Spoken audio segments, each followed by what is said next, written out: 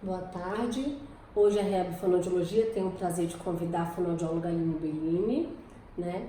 Formada pela USP em 2000, realizou aprimoramento em fonoaudiologia hospitalar, é especialista em linguagem e saúde coletiva, mestre em linguística também pela USP e consultora internacional de aleitamento materno pelo IBLCE. Antes de qualquer coisa, Aline, a gente gostaria realmente de agradecer, a gente fica extremamente honrada com o seu aceite do nosso convite e, assim, é um enorme prazer tê-la no nosso canal da Rehab Fonoaudiologia. Eu que agradeço, Roberto, um prazer receber vocês, que eu admiro tanto, o trabalho, a seriedade, o engajamento de vocês e a inovação, né, que tá vindo. Então a ideia, na verdade, é um bate-papo, tá? Para que a gente construa e desconstrua alguns mitos referentes a essa área de atuação. Neste mês a gente tem a campanha do Agosto Dourado, né? Em prol da amamentação. E por este motivo é que a gente te convidou para estar fazendo parte do nosso canal. A nossa primeira pergunta, a gente gostaria que você explicasse do que se trata essa campanha que envolve o Agosto Dourado. Na verdade, o mês de agosto é dedicado ao tema da amamentação, é algo que ainda precisa ser chamado a atenção a respeito, né? Que a gente como mundo, como comunidades, tem muito a conhecer, a caminhar em relação à informação fidedigna quanto ao aleitamento materno e também celebrar. Né? Eu acho que tem o mês de agosto dourado inicia com a Semana Mundial do Aleitamento Materno, que é a SMAM, né? Que desde 1992 é celebrada pela UABA e aí tem vários desdobramentos, com momentos de confraternização, de celebração, mamaços, né? Que envolve aí o ativismo e também os encontros científico-profissionais em que as pessoas têm a oportunidade de aprofundar seus conhecimentos. Então, o Agosto Dourado é um prolongamento dessa semana de celebração, em que acontece de tudo um pouco no mundo da amamentação, e que aí fica o mês todo dedicado a esse tema. E o dourado, né, do nome, da cor, diz respeito tem a ver com o laço dourado, né, diz respeito ao padrão ouro de nutrição do bebê, que é o leite materno. Também tem relação com a hora dourada, que tudo que é dourado tem a ver com aleitamento, né. Nos conte um pouquinho como foi sua trajetória profissional até chegar nessa área da amamentação. Tá. A primeira coisa que eu fiz depois da formatura foi um aprimoramento profissional que era com uma residência fonoaudiológica em ambiente hospitalar, na qual nós cursávamos as várias áreas simultaneamente, que eu fiquei muito encantada com a atuação em berçário de risco, né, em UTI neonatal, e em alojamento conjunto, né, na época. E aí fiquei colaborando, participando de monitoria em cursos de extensão, desenvolvendo um pouquinho de pesquisa, tive esse primeiro contato. Terminado esse aprimoramento, atuei em cuidados domiciliares, né? Atendimento domiciliar, home care, por empresas, em pacientes crônicos muitas vezes, e os casos de pediatria muitas vezes ficavam comigo. Alguns anos depois, em 2004, eu ingressei no mestrado. E aí eu passei a ter dedicação exclusiva, mas meu tema também estava relacionado a questões do bebê, né? Eu estudei o desenvolvimento do contato ocular do bebê com sua mãe, então trabalhei nessa interação mãe-bebê, na parte, né, com uma visão da linguística. Depois que eu terminei o mestrado, teve uma reviravolta, né? Que eu me dediquei à família. Eu casei, eu tive meus 2 filhos. E aí eu entendi, eu participei, eu vivi a amamentação de uma outra forma, com um outro olhar, né? Depois, quando os meninos estavam lá com seus 3, 5 anos, eu fui retomando as atividades profissionais e fui tendo a oportunidade de atuar com a amamentação de uma forma mais parecida com o que eu atuo hoje, que seria a consultoria em aleitamento materno que as pessoas conhecem, né? Que envolve muito, basicamente, atendimento particular e domiciliar. Mas também dá para atuar em consultório, né? A gente pode falar um pouquinho das diferentes atuações. Você chegou a ter contato com essa área do aleitamento materno na graduação? Pouco contato, né? E eu tenho conversado, vira e mexe, a gente gostaria de entender mais sobre esse tema, como que os cursos de graduação, não só a fonoaudiologia, mas os cursos de saúde em geral, se dedicam ao tema do aleitamento. Eu lembro de situações pontuais em que esse tema foi foi solicitado, foi apresentado, trabalhos em grupo, práticas, mas eram coisas muito sutis, eu não tinha a menor ideia da abrangência. E, infelizmente, os colegas que estão ligados a essa área mais universitária, né, dizem que as coisas não mudaram muito. Tem instituições que têm foco, que têm um olhar, tem professores que fazem a opção por trazer esse tema, mas, em geral, né, os colegas atuantes que a gente tem a oportunidade de trocar, não continuam dando esse testemunho de que não tiveram isso muito aprofundado na graduação. Então, o que você julga importante para a formação deste profissional? Olha, enfim, seria bom que houvesse essa transformação na graduação já, né? Porque muitas vezes um profissional, um colega se forma numa área da saúde e acredita, não, por exemplo, né? Eu sou enfermeiro, logo eu trabalho com aleitamento. Eu sou um fonoaudiólogo, a função da sucção, logo eu posso trabalhar, eu trabalho com amamentação. E, na verdade, vai sendo construído esse conhecimento, né? Então, eu brinco que quando a gente se forma, a gente tem uma fantasia de que a gente é imprescindível, né? Então a gente aproveita todas as oportunidades. Claro, é assim mesmo que se constrói um caminho. Mas enfim, depois o aprofundamento, a maturidade vai mostrando pra gente o quanto ainda falta. E acho que essa noção de que a gente nunca tá pronto é uma coisa super importante pro profissional, né? Porque a nossa ignorância sempre vai ser maior do que o nosso conhecimento. Então tem sempre muito que caminhar. Eu acho que na área de aleitamento, ser autodidata é algo que ajuda muito isso em muitas áreas. Né? Você ter uma motivação, um interesse pela leitura, pela pesquisa, pela troca, por uma supervisão, são coisas muito importantes. E temos hoje muitos cursos relacionados ao tema do aleitamento, que são cursos livres, que podem ser cursados por qualquer profissional, por pessoas que não tenham uma formação de base universitária, que não tenham um ofício, mas que se interessam pelo tema e que gostariam de começar por aí. Mas, em geral, a carga horária, e especialmente a carga horária prática, não é o suficiente para que essa pessoa possa ter uma atuação segura, né, no início. Então, as trocas profissionais, os grupos de discussão, as supervisões de casos são bastante importantes. E nessa atuação multiprofissional, qual é o profissional que costuma mais te encaminhar paciente? Olha, eu acho que o profissional que a maioria das duplas mãe-bebê tem contato é o pediatra. Então, talvez por conta disso, muitos dos encaminhamentos venham por pediatra. Também recebo bastante demanda de colegas consultores em geral, que percebem que um atendimento convencional de consultoria em amamentação não basta para aquele caso, e que alguns aspectos específicos de musculatura, de função, de mecânica da função alimentar, das funções alimentares, precisariam de uma avaliação, de uma intervenção, de um acompanhamento. Então, acabo recebendo, né, de consultores em geral e de odontopediatras também, muitas vezes, ou outros profissionais, pediatras, relacionados à intervenção cirúrgica para a correção da alteração anatômica do freno no lingual. E como é a aceitação destes profissionais para a sua atuação? Existe algum tipo de rejeição, algum tipo de resistência para esse tipo de abordagem multidisciplinar?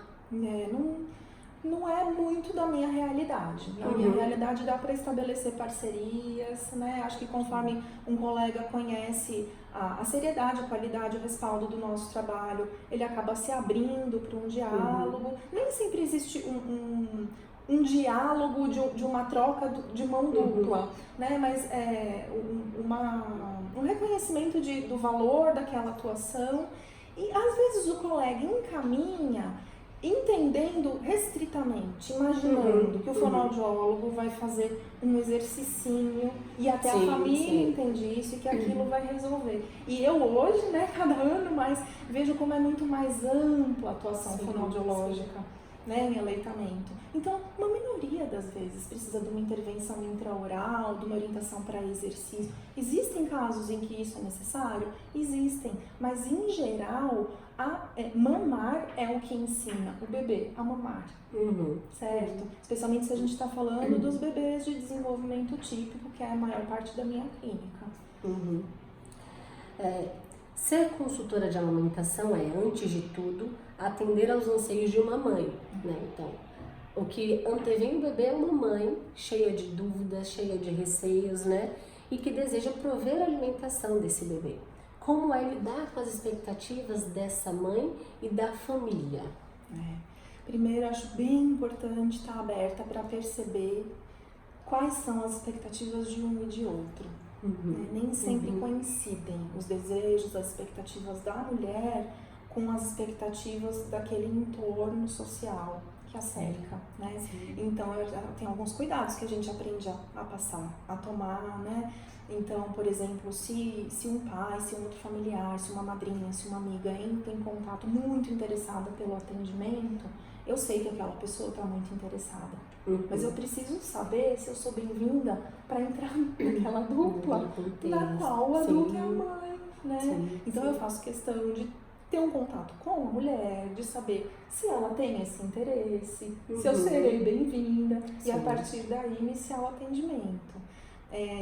Tem muitas demandas dos familiares por todos nós, né? Temos as situações que nós vivemos e que nos marcam e que muitas vezes nós gostaríamos de traçar um futuro para os nossos entes queridos ou parecido, porque foi tudo bem, ou o contrário, né? Diferente, porque tivemos experiências difíceis. Então as expectativas dos outros acabam, não vou dizer poluindo, né? Mas caracterizando muito desse momento de bastante fragilidade, de muita intensidade, que é o puerpério, em que a maioria dos atendimentos acontece, né? Então essa sensibilidade para as demandas das famílias, da mulher, é algo diferente. Era isso que você tinha perguntado? Sim.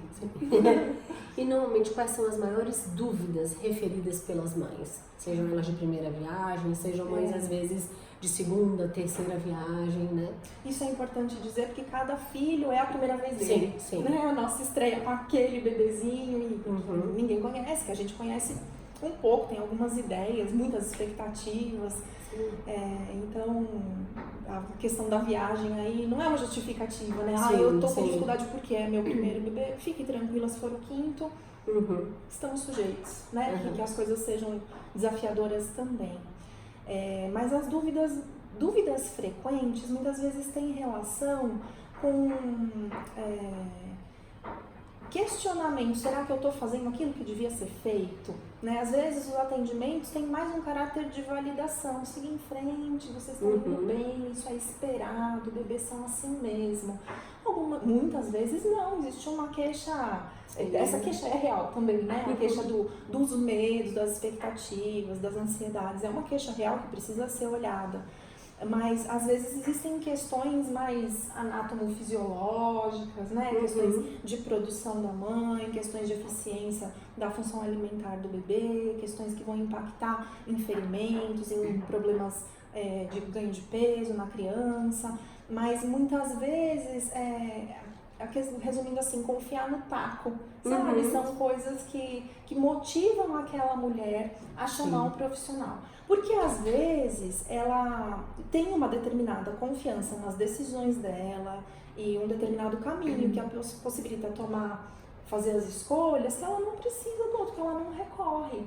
Né? Mesmo que ela vá amamentar, ela descobre o jeito dela, ou que ela não vá amamentar, e aí ela faz essa opção, e ok, e aí não tem a demanda, né? Dizer do lado do profissional se eu poderia acrescentar ou não, sempre tem alguma coisa que a gente vai olhar e falar, podia ter feito a diferença, mas a história não é minha. Acho que esse é um cuidado bem importante, assim, da gente saber o nosso lugar, né? Eu sou ali um recurso, uma facilitadora, colegas dizem uma ponte, para que outra coisa muito mais importante do que eu se estabeleça. Né? Então tem um pouco esse cuidado do lugar da humildade, de saber que a gente faz a nossa parte e a gente não salva a amamentação de ninguém, né? Às vezes a gente tem o privilégio de participar de algumas histórias que estão se delineando e que a gente acaba fazendo um pouquinho parte daquilo também, mas entender que o meu lugar é outro, né? Eu não faço... Aquela história não é minha. Então...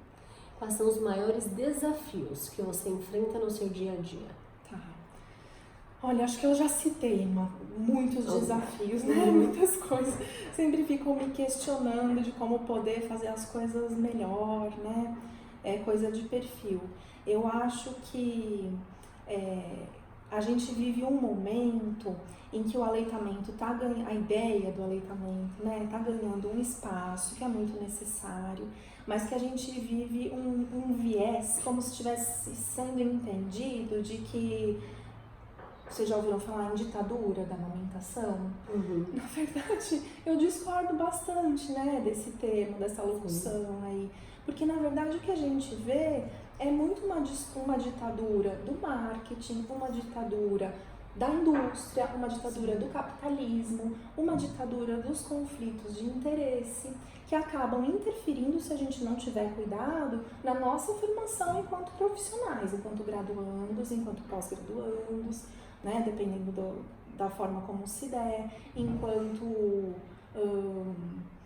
participação de eventos científicos patrocinados por determinadas fontes, né? São coisas que a gente tem que pensar para ser bastante crítico, para pensar, né, o que de verdade está sendo veiculado. E aí, como é muito mais fácil que a amamentação seja interrompida antes do desejo, ou que não seja exclusivo, que seja, às vezes, né, em cada história isso vai ter sua necessidade, mas os fatores que fazem com que a amamentação muitas vezes não aconteça de acordo com o desejo daquela mulher ou de acordo com o padrão ouro para aquele bebê, são interesses que estão relacionados ao lucro, a outras questões, né? Exatamente. E para o desfecho dessa entrevista, existe algum caso que te comoveu muito e que você gostaria de compartilhar com a gente? Tenho vários fragmentos de casos. Olha o que acontece comigo quando eu falo dessa paixão. Eu acho que tem assim, se eu for olhar os prontuários, eu vou me lembrar de muitas, não de todas, né, mas de muitas das histórias com aquele pedacinho que toca, né, que tem em alguns dos atendimentos felizes para mim, né, que me realizam, tem um momento em que eu penso para mim assim, essa página tá virando, né, tem uma página virando aqui. Então, algumas vezes é uma expressão de surpresa e de incredulidade daquela mulher. Então é assim? Mas então é verdade que não dói?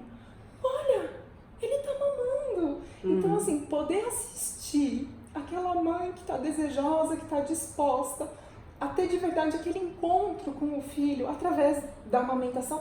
Claro que não é a única forma da gente se encontrar com nossos filhos, com as pessoas que a gente ama. Tem muitas, tem todas.